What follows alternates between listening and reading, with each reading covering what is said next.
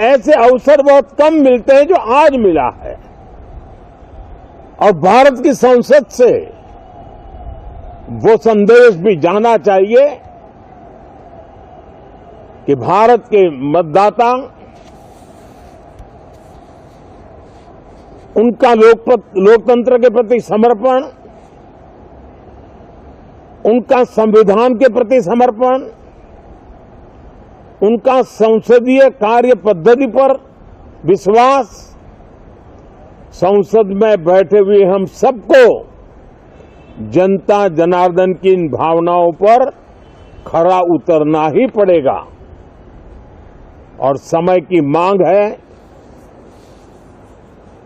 हम अब तक जितना समय गंवा चुके हैं उसका थोड़ा पश्चाताप करें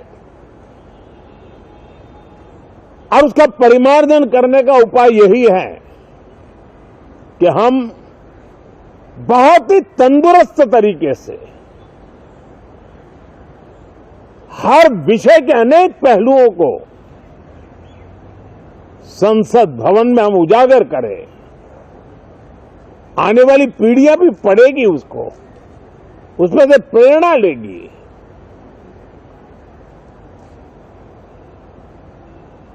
मैं आशा करता हूं कि ये सत्र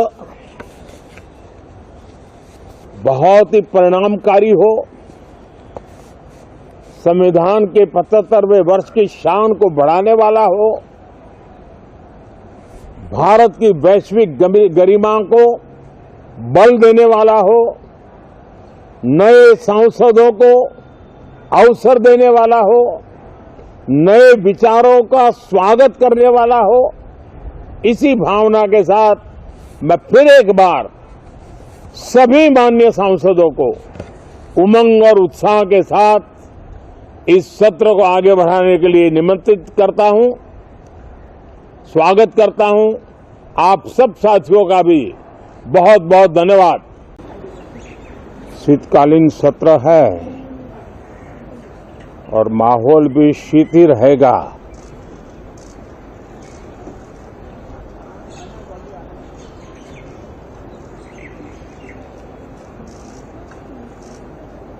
दो 2024 का ये अंतिम कालखंड चल रहा है।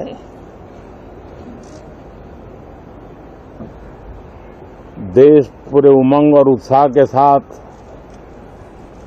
2025 के स्वागत की तैयारी में भी लगा हुआ है। साथियों, संसद का ये सत्र अनेक प्रकार से विशेष है और सबसे बड़ी बात है, हमारे संविधान के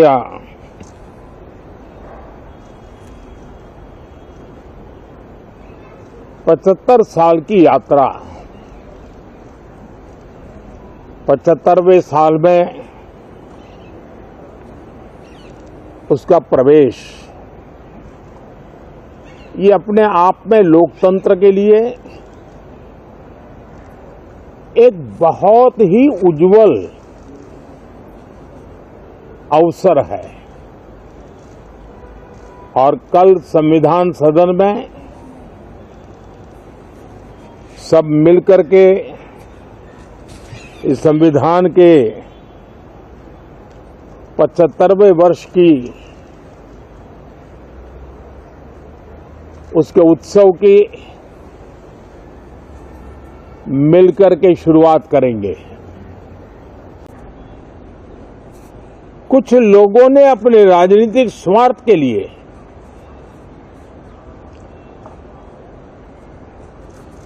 जिनको जनता ने अस्वीकार किया है, वे संसद को भी मुट्ठी भर लोगों के हुड़दंगबाजी से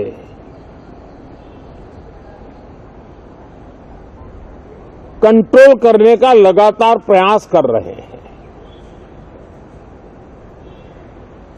उनका अपना मकसद तो संसद की गतिविधि को रोकने से ज्यादा सफल नहीं होता है और देश की जनता उनके सारे व्यवहारों को काउंट करती है और जब समय आता है तो सजा भी देती है। लेकिन सबसे ज्यादा पीड़ा की बात यह है कि जो नए सांसद होते हैं, नए विचार, नई ऊर्जा लेकर के आते हैं और ये किसी एक दल में नहीं, सभी दल में आते हैं, उनके अधिकारों को कुछ लोग दबोच देते हैं। सदन में बोलने का उनको अवसर तक नहीं मिलता है। लोकतांत्रिक परंपरा में हर पीढ़ी का काम है आने वाली पीढ़ियों को तैयार करे, लेकिन 80-80, 90-90 बार जनता ने जिनको लगातार नकार दिया है, वे न संसद में चर्चा होने देते हैं, न लोकतंत्र की भावना का सम्मान करते हैं, न ही वह लोगों की आकांक्षाओं का कोई महत्व समझते हैं, उनका उसके प्रति कोई दायित्व है वो कोई समझ पाते हैं।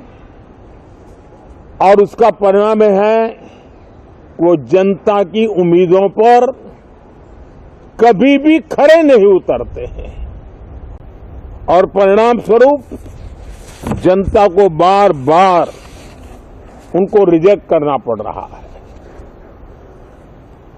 साथियों, ये सदन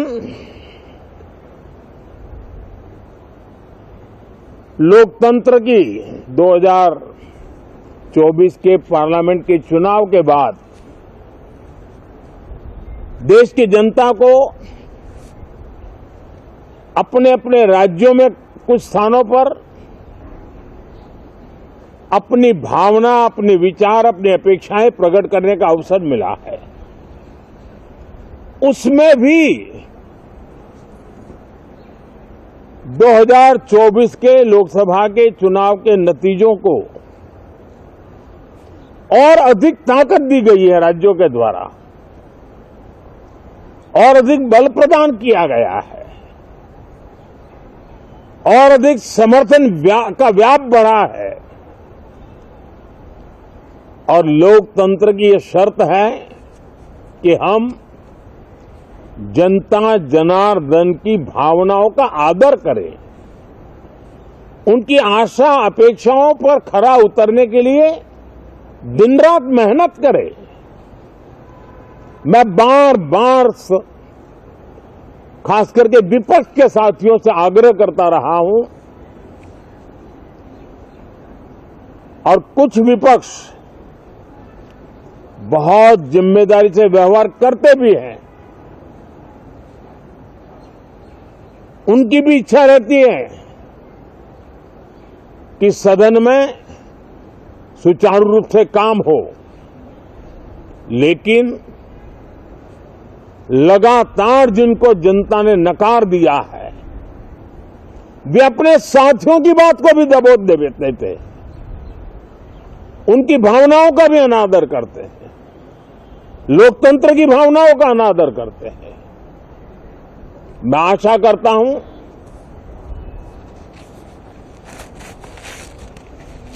कि हमारे नए साथियों को अवसर मिले। सभी दल में नए साथी हैं, उनके पास नए विचार है, भारत को आगे ले जाने के लिए नई नई कल्पनाएं हैं और आज विश्व